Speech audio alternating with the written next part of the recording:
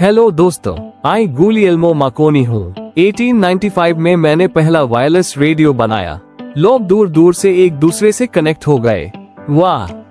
Hello, मैं Louis डैगेर हूँ। 1839 में मैंने दुनिया का पहला कैमरा बनाया। ए फ्लैट लोग कैमरा का बगैर नहीं रह सकते, खाने से पहले भी खाने की पिक्चर लाते हैं। Amazing, right?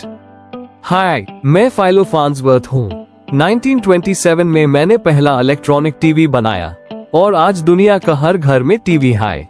कितना एक्साइटिंग है। हेलो, हम कदीम चीनी स्कॉलर्स हैं। 200 BC में हमने कंपास बनाया जो एक्सप्लोरर्स को दुनिया के कोने कोने तक गाइड करता था।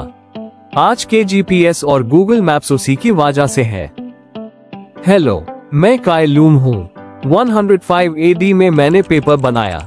राइटिंग और एजुकेशन का नया एरा शुरू हुआ। अमेजिंग इन्वेंशन है।